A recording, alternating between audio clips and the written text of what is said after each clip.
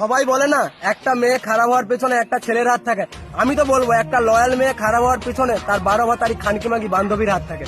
তার কারণ একটা মেয়ে তোমাকে মন থেকে ভালোবাসে, তোমার সাথে অনেকদিন সম্পর্ক চালিয়েছে, অনেক বছর সম্পর্ক চালিয়েছে, কিন্তু তার বান্ধবী তার বয়ফ্রেন্ডের সাথে দেখা করতে হবে, বলবে চল আমার সাথে চল।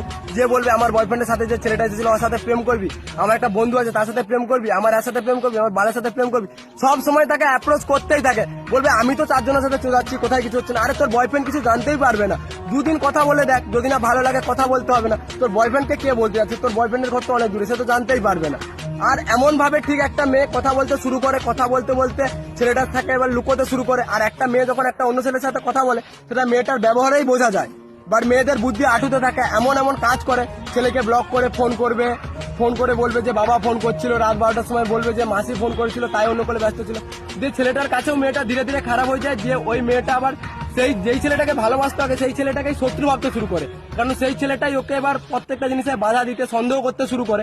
দিয়ে ওই মেয়েটা এবার অন্য একটা ছেলের সাথে যখন দেখা করে যখন ওর সাথে কিছু শারীরিক কিছু করে নেয়, করার পর তখন মেয়েটা আগের যে ছেলেটাকে ভালোবাসতো তার সাথে ব্রেকআপ করতে চায়।